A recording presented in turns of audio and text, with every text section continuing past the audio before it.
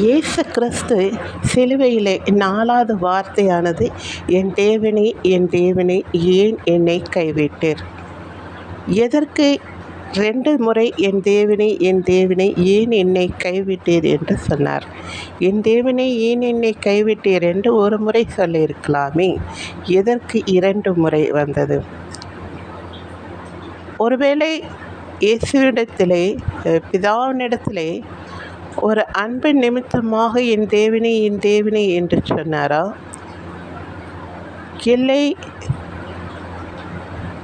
அப்பாவிடம் கோபமாக, அப்பா ஏன்பா அப்படின்னு அப்படி 2 முறை அப்படியாக வந்ததா என்பதை குறித்து யோசித்து பார்ப்போம்.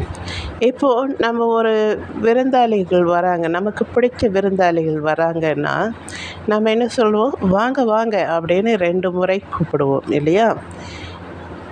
இல்லாட்டி ஒரு பயங்கரமான ஒரு சிங்கம் வீட்டில் வருதுன்னா நம்ம என்ன சொல்லுவோம்? சிங்கம் சிங்கம் அப்படின்னு 2 முறை கூப்பிடுவோம் இல்லையா? சிங்கம் வருது அப்படின்னு நான் சொல்லுவோம் நிதானமாக, அச்சோ சிங்கம் சிங்கம் அப்படின்னு கத்துவோம் இல்லையா? இதை யோசிப்பதா?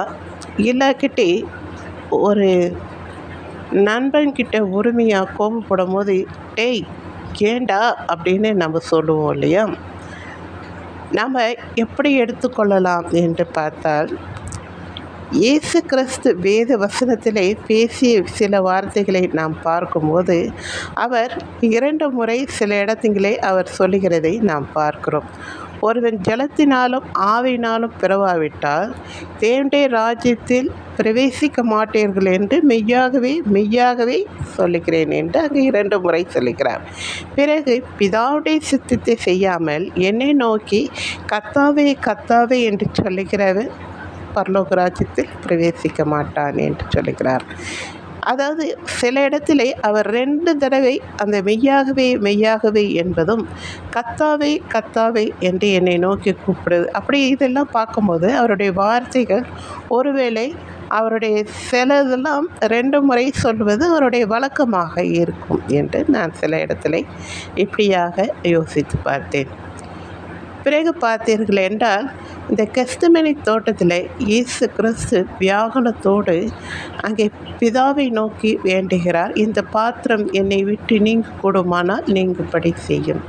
அவர் முழுவதுமாக மனுஷ சாயலாக வந்தது நிமித்தம் அடுத்த நாள் என்ன நடக்கப் போகுது என்பதை தெரிந்ததுனால அந்த மரண பயம் அவருக்கு வேர்வை துளி இரத்தமாக விழுந்ததை நாம் பார்க்கிறோம்.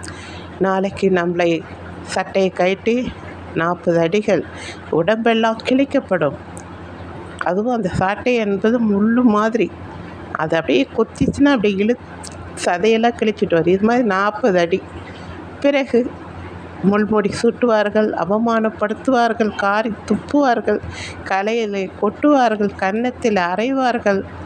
இதையெல்லாம் அவருக்கு தெரிந்து விட்டது. அப்போது அதை நினைக்கும் போது அவருக்கு ரொம்ப அந்த வியாகுலம், அந்த அடிப்பட்ட இடத்துல சிலுவை சுமந்து மலையில் ஏற வைக்கிறது என்பது ரொம்ப கஷ்டம். அதில் ஏறி அவரை கை காலில் ஆணிகளால் அடித்து அந்த சரீரம் அந்த 3 ஆணிலே தொங்கும் போது அந்த சரீரமாகி அந்த வலி எவ்வளோ வேதனையாக இருக்கும். இதையெல்லாம் என் தேவன் யோசித்து பார்த்துப்பார் இயேசு கிறிஸ்து. அதனால்தான் இந்த பாத்திரம் என்னை விட்டு நீங்க கூடுமானால் நீங்கும்படி செய்யும் என்று ஆண்டவர்கிட்ட அங்கே பிதாவினிடத்திலே வேண்டினார். ஆனால் நடந்தது என்ன? பிதாவுடைய சித்தம் இந்த பூமியிலே தன் மகனை இரத்த பலியாக கொடுப்பதற்காக தான் அவர் இந்த பூமிக்கு அனுப்பினார்.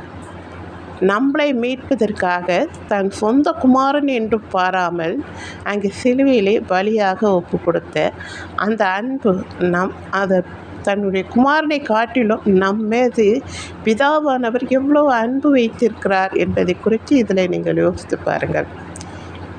இந்த இடத்துல தான் அங்கே எல்லாவற்றையும் அடிபட்டு அந்த சிலுவையில் தொங்கும் போது அந்த 4வது வார்த்தையானது, என் தேவனே என் தேவனே ஏன் என்னை கைவிட்டீர் என்று அங்கே சொல்லுகிறதை நான் யோசிக்கலாம். இப்படியாக அவர் முழுவதுமாக மனுஷனாய் வந்து அந்த வலியை தாங்க முடியாமல் அந்த வார்த்தையை அப்படியாக சொல்லியிருக்கலாம். இல்லை என்றால் இப்படியும் எடுத்துக்கொள்ளலாம். உலகத்தின் முழுவதின் பாவத்தை சுமந்த இயேசு கிறிஸ்து அவர் முழுவதுமாக பாவமானதுனால தேவன் பாவத்தை பாராத சுத்த கண்ணன் என்று சொல்லப்பட்டிருக்கிறது.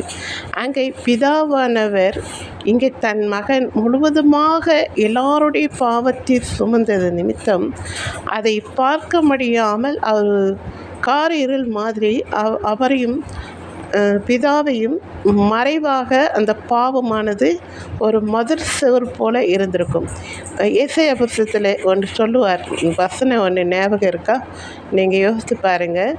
உங்கள் ஜெபம் கேட்கக்கூடாதபடி அவர் காது செவிடாகவும் இல்லை, பார்க்கக்கூடாதபடி அவர் குருடாகவும் இல்லை. உங்கள் பாவங்களை அவருக்கும் உங்களுக்கும் பிரிவை உண்டு பண்ணி இருக்கிறது. உங்கள் பாவங்களே மதில் சுவர் போல எழும்பி நிற்கிறது என்று நாம் வேதத்திலே வாசிக்கிறோம். அப்படி இருக்கும்பொழுது இங்கே உலகம் முழுவதும் அவர் எல்லா பாவங்களையும் சுமக்கும் பொழுது அங்கே பிதாவுக்கும் அவருக்கும் ஒரு மதில் சுவர் போல ஒரு பெரிய கோட்டை சுவரே இருந்திருக்கும். அது அவரை பார்க்க முடியாதபடி சுத்த கண்ணனாக இருக்கிறதுனால அந்த நிமிஷம் அவர் பிதாவை பார்க்க முடியாததுனால என் தேவனை ஏன் என்னை கைவிட்டீர் என்று அங்கே சொல்வதாகவும் நான் எடுத்துக்கொள்ளலாம். நான் இந்த வசனத்தை இவ்வளோ தூரம் நான் யோசித்து பார்த்தேன், இப்படியாக இருக்குமோ, இந்த மாதிரி இருக்குமோ என்று. உங்களுக்கு எப்படியாக தோணுகிறது? நான் சொல்வது நீங்கள் யோசித்து பாருங்கள். எனக்கு அன்பானவர்களே, இங்கே தேவன் நமக்காக தன் சொந்த குமாரனையை கொடுத்து நம்மளை மீட்டு கொண்டார். அந்த இரத்தத்தை கொடுத்து கிரயம் கொடுத்து நம்மளை மீட்டு கொண்டார். அவருடைய அன்பை நினைப்பதா? அவர் சொன்ன வார்த்தைக்கு பூமிக்கு இறங்கி தன்னையே ஒப்பு கொடுத்த இயேசுவின் அன்பை நினைப்பதா? நீங்கள் யோசித்து பாருங்கள். எனக்கு அன்பானவர்களை, இந்த இரத்த சிந்துதல் எதற்காக? உங்களையும் என்னையும் மீட்பதற்காக தான் இத்தனை பாடுகள். இந்த நாளிலே நீங்கள் மனம் திரும்புங்கள். ஆண்டவர் இது ஒரு காரியத்தை தான் எதிர்பார்க்கிறார். உங்ககிட்ட இருந்து வேறு எதுவும் காசு பணம் எதுவுமே ஆண்டவர் எதிர்பார்க்கவில்லை. உங்கள் உள்ளம் பரிசுத்தமாக இருக்க வேண்டும் என்று ஆண்டவர் விரும்புகிறார்.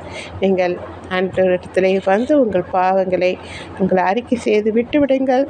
தேவன் உங்களை வழி நடத்துவார் என்று சொல்லி முடிக்கிறேன். நன்றி.